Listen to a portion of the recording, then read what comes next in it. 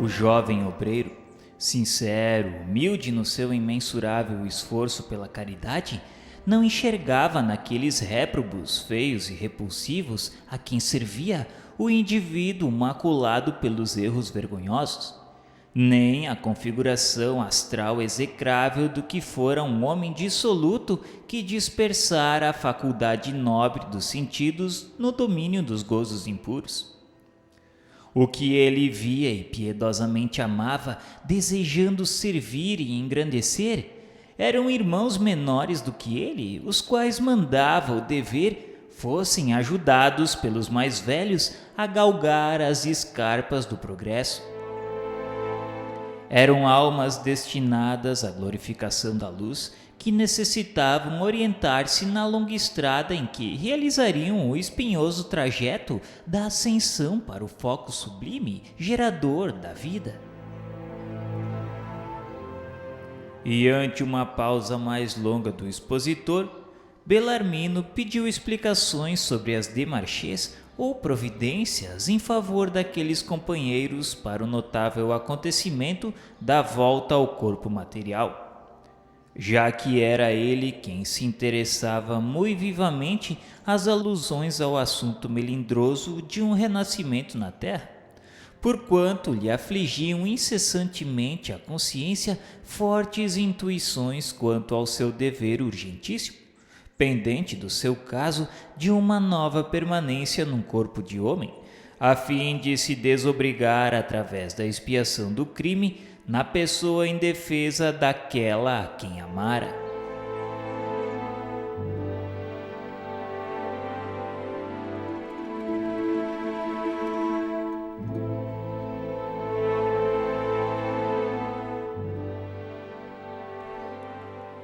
O amável guia o satisfez na sua questão e acrescentou que sim, seria possível e seria mesmo indispensável colocar-nos a par dos trabalhos gerais em torno daquele importante assunto que tão de perto nos interessava.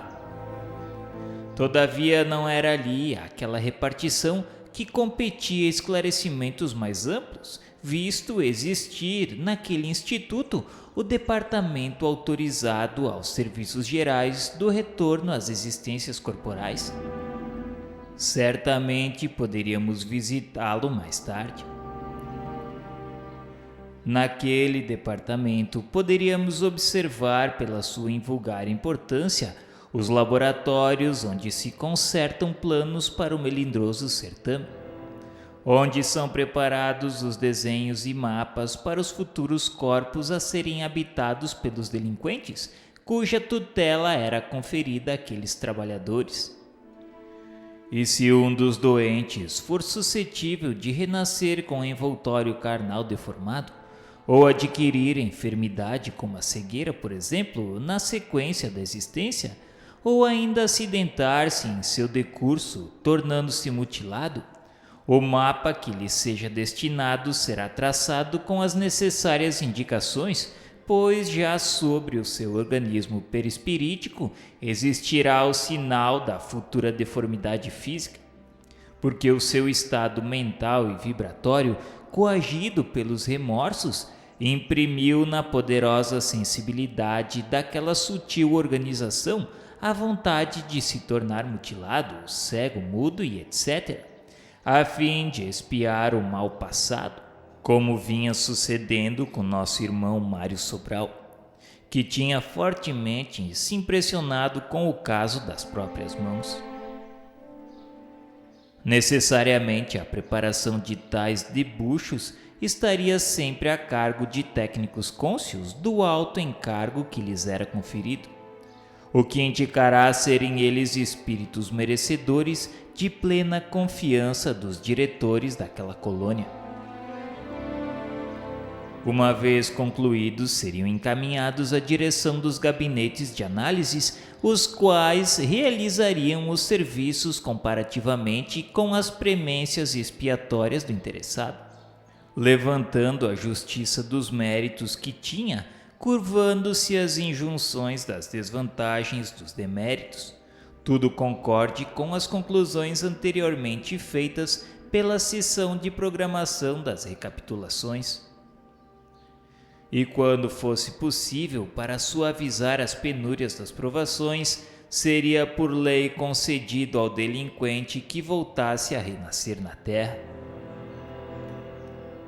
De outro lado, suas forças morais e suas capacidades de resistência seriam igualmente balanceadas. Irmão João achou por bem continuar e acentuar que a reencarnação era a concessão sublime feita pelo Pai Supremo às suas criaturas para que progredissem e se engrandecessem, preparando-se para a herança que lhes estava reservada na glória do seu reino. Era de lei, e ninguém havia que atingisse o seu destino imortal sem palmilhar os degraus dos renascimentos na Terra ou em outros mundos planetários.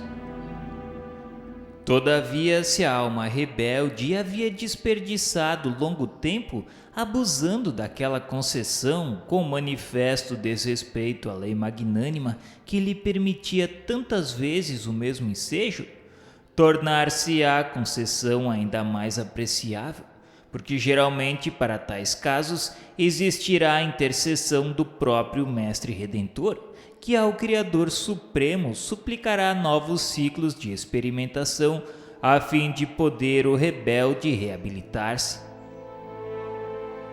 Aquelas exposições do respeitável irmão fez-me concluir que, sendo o corpo físico terreno depósito sagrado como verdadeira dádiva celeste que é, as criaturas encarnadas procederiam com muito mais inteligência se conduzissem à altura da concessão recebida, portando-se com respeito, consideração e prudência durante o período em que se obrigassem a permanecer usufruindo as vantagens morais que a estada no planeta lhes confere. E isso porque evitaria a repetição de existências expiatórias dolorosas e inevitáveis, resultantes que são do uso do desrespeito às leis veneráveis que é submetida à vida universal.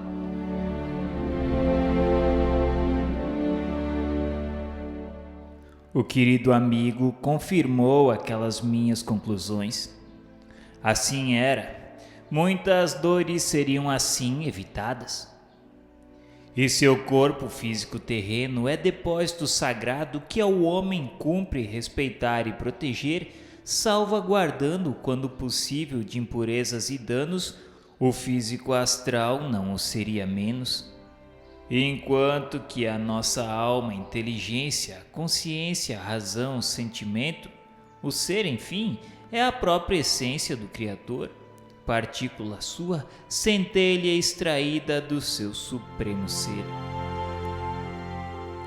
Por aí podíamos perceber que todos éramos templos veneráveis, pois que possuímos a glória de trazer Deus em nós, e que quer na terra como seres humanos, ou no invisíveis como espíritos libertos, deveríamos respeito e veneração a nós mesmos, bem assim aos nossos semelhantes, atendendo a que todas as criaturas são perfeitamente iguais diante do seu Criador.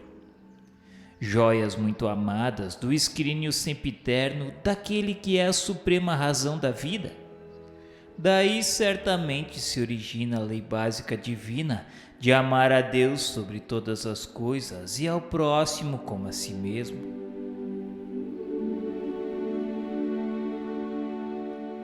Seguiu-se pausa dilatada, enquanto o leal servidor atendia a injunções inadiáveis do seu cargo, e durante a qual nos quedamos pensativos e silenciosos, observando quanto possível as figuras angustiosas dos pobres internos que nos eram dados a contemplar. À volta do mentor, Mário Sobral, insofrido e interessado, quebrou o silêncio exclamando de mansinho que gostaria de, se possível, continuar ouvindo as explanações de irmão João. O velho servo de Jesus sorriu e, correspondendo à humilde solicitação com amigável gesto, continuou atraindo novamente nossa atenção. E ante a nossa surpresa, continuou explanando que havia casos em que a querida guardiã não permitia a reencarnação tal como os construtores planejavam. Ela concedia então, com a sua misericórdia, o gracioso favor da sua inspiração para a programação mais acertada, condizente com o estado do postulante. De qualquer forma, porém, os planejamentos para as peripécias de uma reencarnação seriam rigorosamente estudados, assentados, realizados e revistos concorde sempre com a mais equitativa justiça, entrando dessa forma em pleno cumprimento a alta expressão da sentença imortal sancionada pelo Mestre Divino, a qual vinha esclarecer também todos os grandes e irremediáveis problemas que afligem e decepcionam a humanidade. A cada um será dado segundo as suas obras.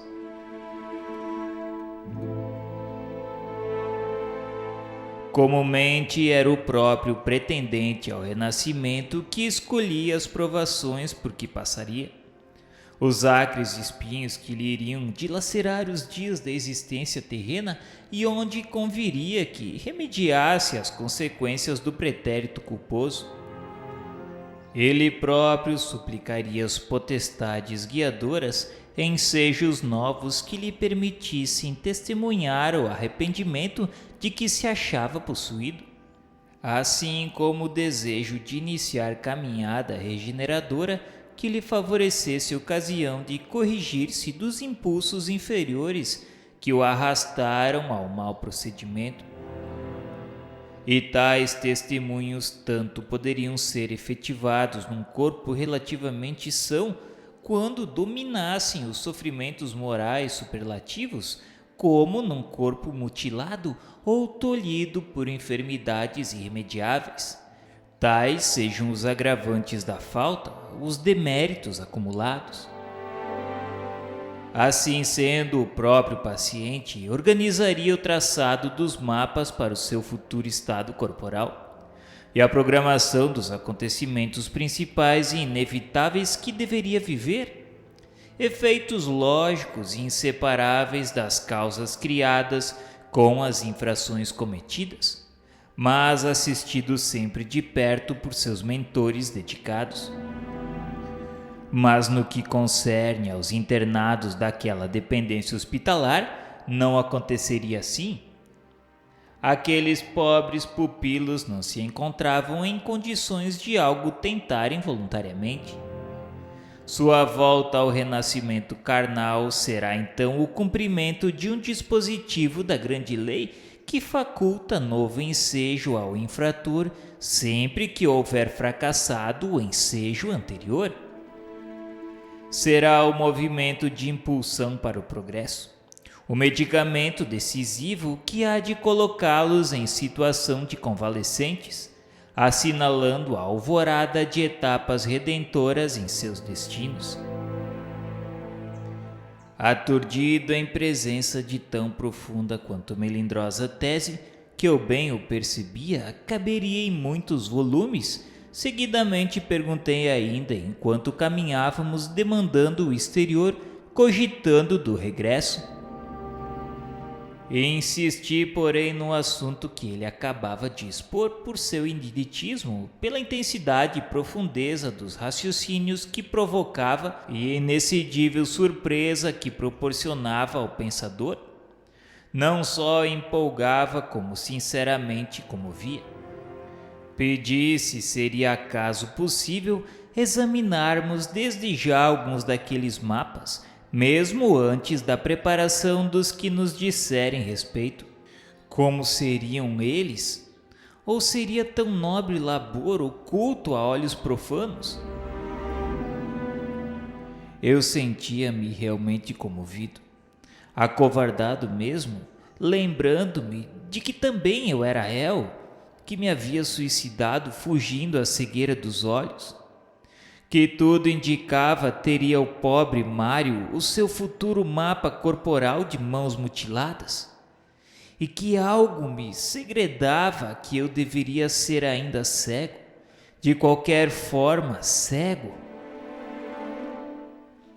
Irmão João, de certo, percebeu a angústia que me ensombrava a mente e o coração, pois que assumiu expressão de inconfundível bondade ao responder que certamente um serviço de tanta responsabilidade não seria realizado publicamente para divertir curiosos que também havia ali.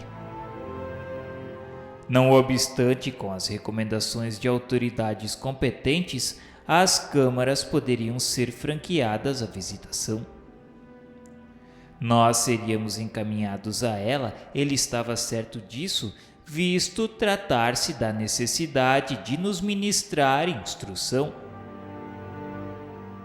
Era para não desanimarmos ante as perspectivas futuras.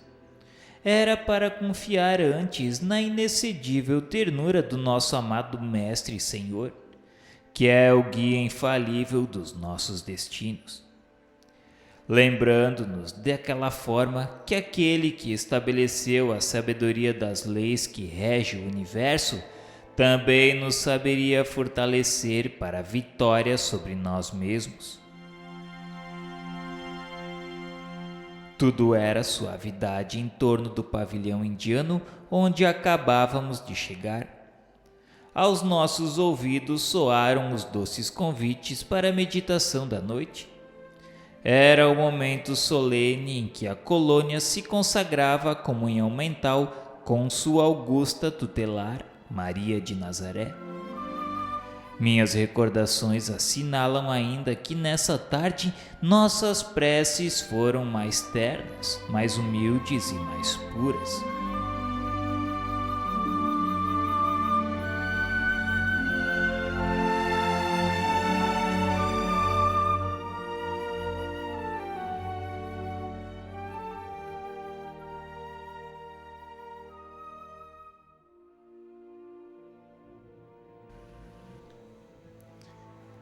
Ai do mundo por causa dos escândalos, pois é necessário que venham escândalos, mas ai do homem por quem o escândalo venha.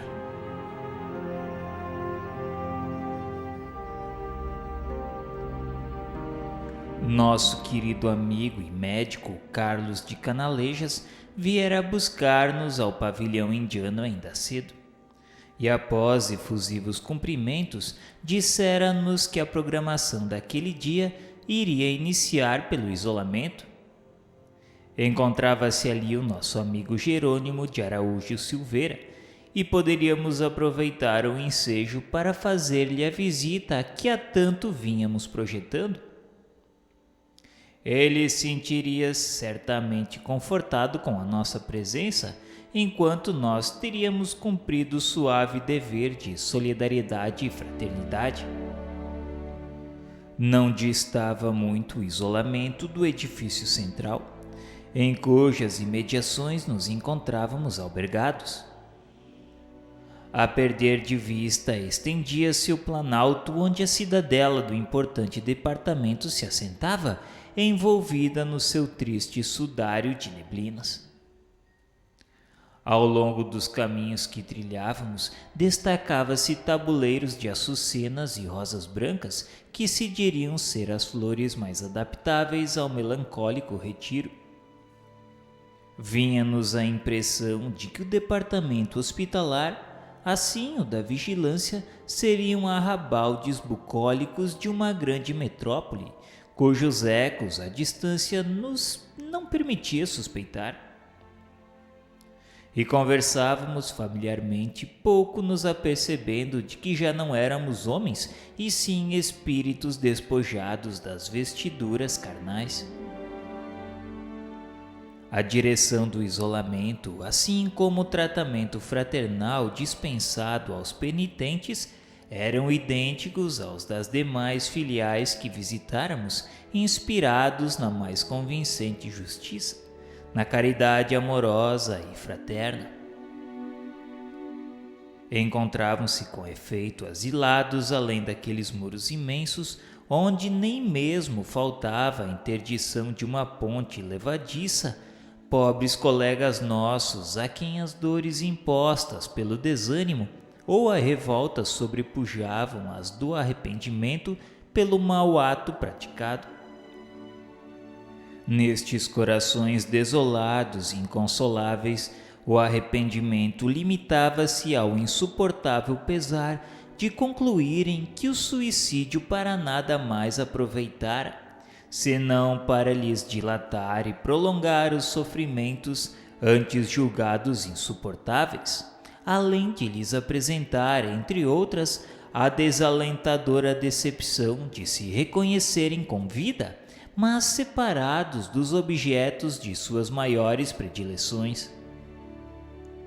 Pode-se mesmo afirmar que o isolamento era especializado nos casos sentimentais, pois é sabido que o sentimentalismo levado ao excesso constitui gravíssimo complexo, enfermidade moral capaz dos mais deploráveis resultados.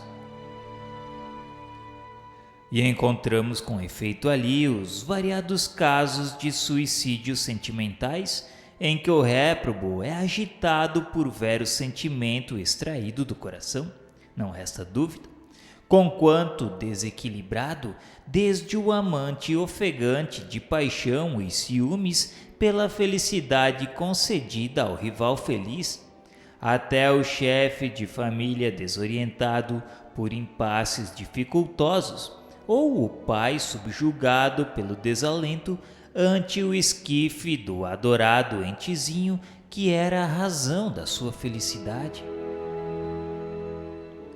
Consternação geral dominava o ambiente dessa filial do Hospital Maria de Nazaré.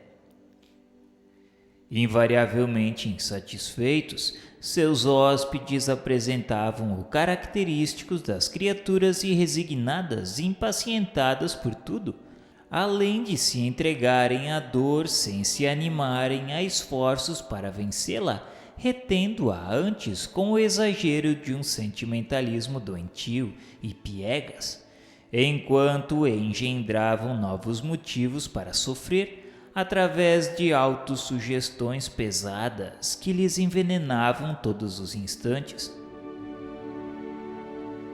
A direção interna do isolamento, tal como a da torre, achava-se confiada a um sacerdote católico, ao invés de um daqueles atraentes iniciados a quem já nos habituáramos ver à frente das organizações da colônia. Todo o corpo de auxiliares internos, aliás, era constituído de religiosos católicos, exceção feita do corpo clínico, que se compunha de psiquistas iniciados. Não obstante, o cargo mais importante, isto é, o de diretor, conselheiro e educador, se era ocupado por um sacerdote, era este também iniciado nas altas doutrinas secretas.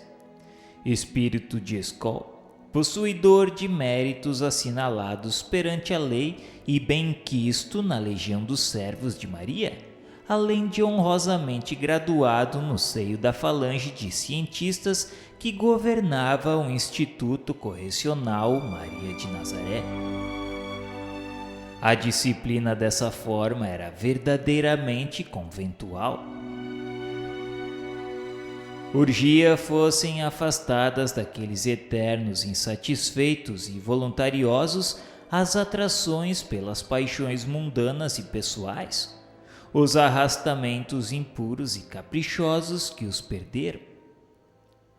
Cumpria a instituição que os acolhia instruí-los para os ditames da resignação na desventura, para as resoluções decisivas, para as renúncias inalienáveis, reconciliando-os ainda com a verdadeira fé cristã, que até então desprezavam conhecer à luz do devido critério. Haviam sido todos eles educados na terra sobre os auspícios de ensinamentos católicos romanos. Em seus corações e em suas mentes nas concepções religiosas que lhes dirigiam os pensamentos, não existia local para conceitos outros que não aqueles provindos da igreja que acatavam desde a infância. Sentimentalistas fanatizados e caprichosos, amolentados mentalmente pelo descuido no exercício do raciocínio sobre alevantados assuntos, alongavam a morbidez dos preconceitos que lhes eram próprios às ilações religiosas fornecidas pelos catecismos, apaixonando-se intransigentemente por tudo quanto as tradições católicas houveram por bem infundir no senso pouco amadurecido da humanidade. Muitos nem mesmo crença definitiva possuíam. Incrédulos, mesmo ímpios, jamais se haviam preocupado com a feição religiosa ou divina das coisas. Mas, habituados à igreja pelo comodismo e a tradição, só a ela conferiam os direitos de guiar consciências. Só a ela permitiriam sabedoria bastante para os serviços de aconselhamento. Seria caridoso, pois, que a reeducação de tais mentalidades se fizessem à sombra de ambiente idêntico àquele que lhes inspirava confiança e respeito. O próprio padre, portanto, lhes falaria do Evangelho da Verdade, para que aprendessem que acima do seu fanatismo dogmático pairava o eterno luzeiro de realidades que necessitavam aceitar a fim de saberem venerar devidamente o Criador.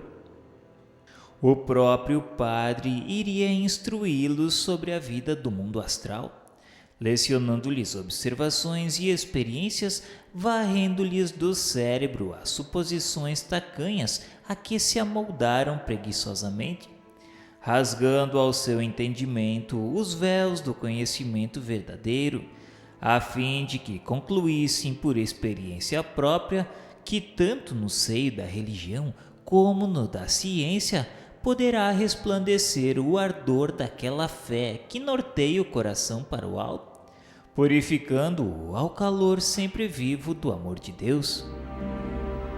Cientificado do desejo que trazíamos de visitar um amigo ali retido, após a visitação cujas minúcias omitiremos por apresentarem a generalidade das demais, Padre Miguel de Santarém, maioral da comunidade, exclamou bondosamente entre risonho e satisfeito, agradecendo-nos o afetuoso interesse por um companheiro de jornada tão carecedor de reconforto como aquele em questão.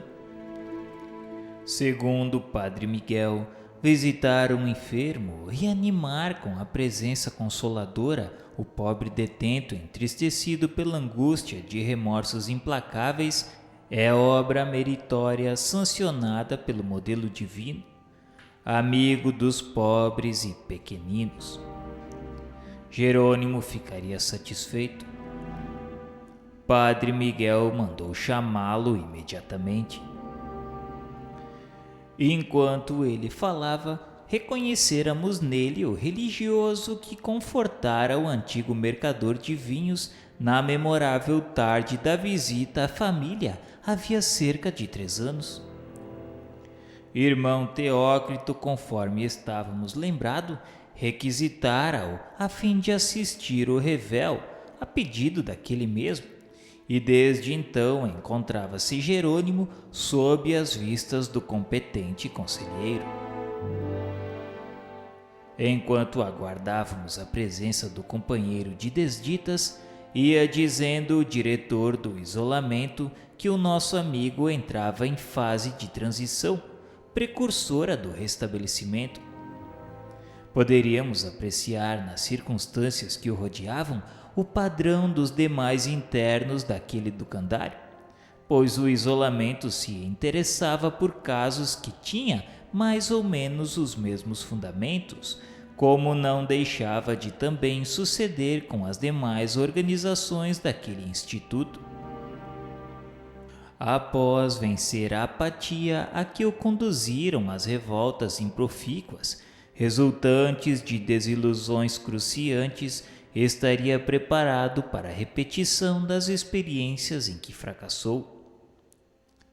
Encontrava-se sob assistência rigorosa, como é devido a todos que ali estavam confiados, pois o seu invólucro perispiritual, assim como a própria mente, careciam de profundos cuidados.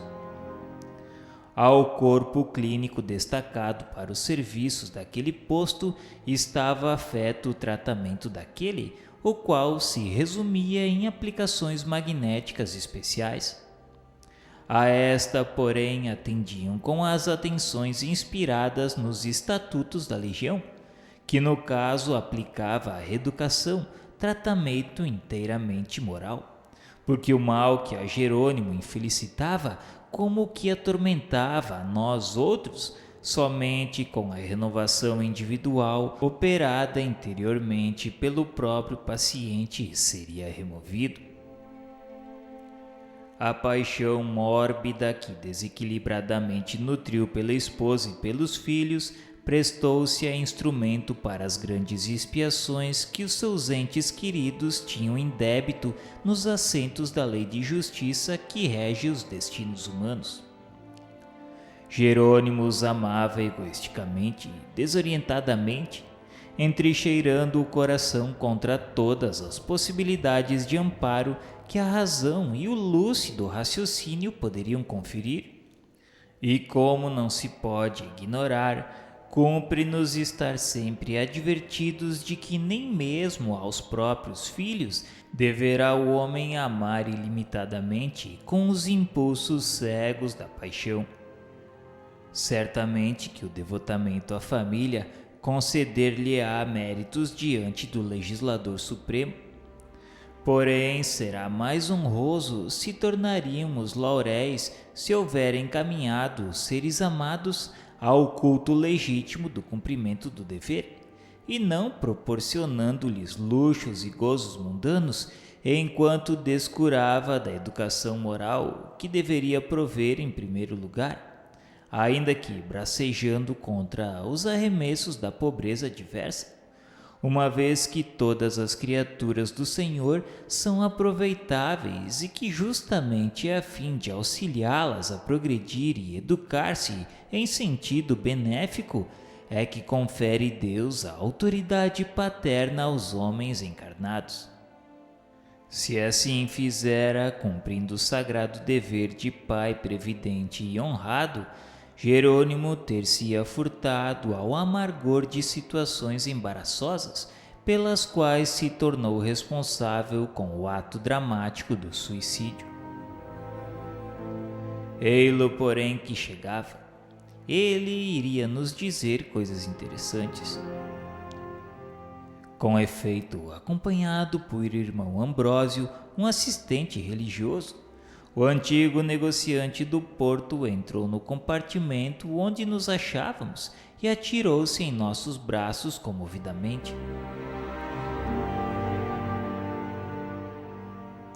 Obrigado, queridos companheiros, por terem lembrado de minha humilde pessoa tão gentilmente. Vossa visita cala-me docemente no coração. Se soubesseis quão terríveis têm sido minhas aflições.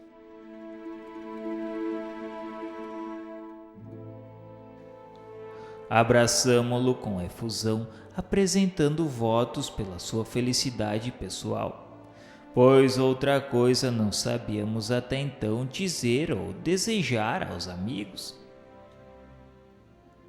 Pareceu-nos Jerônimo assaz modificado. Reconhecemo-lo sereno, senhor de maneiras tocadas de encantadora distinção, a qual não lhe conhecêramos antes, e pensamos em que certamente o isolamento dirigido por virtuosos espíritos de antigos sacerdotes teria a missão de elevar também o nível da boa educação social, como internato conventual que era. Ardíamos pelo desejo de interrogar o antigo comparsa do Vale Sinistro, de recolhermos novas dos seus desgraçados filhos, que lá ficaram na terra amortalhados de lágrimas e desditas. Mas o receio de uma indiscrição deteve-nos, o que fez que o silêncio se prolongasse após os cumprimentos. Logo, porém, o virtuoso mentor Santarém encaminhou-nos a feliz ensejo, conhecendo a sinceridade que nos impelia. Esclareceu que éramos os seus amigos e desejávamos saber se sentia-se melhor e mais reconfortado no amor de Deus, pois partiríamos em breve para outro plano daquela colônia. E como vínhamos para nos despedir, estimaríamos levar a impressão de que deixávamos para trás um amigo em vias de verdadeiro reerguimento. Aplaudimos, corroborando tais expressões com o incentivo de nos mostrarmos a ele próprio resignados e confiantes nos dias por vindouros. E acrescentamos que estávamos amparados por amigos tão desvelados como os que deparamos desde que para ali nos haviam encaminhado. E sentiríamos até felizes, não fora a inclemência dos pesares que nos perseguiam pela desonra com que aviltamos nossas almas. O antigo comparsa curvou a fronte com enternecedora humildade e, retorquindo, explicou: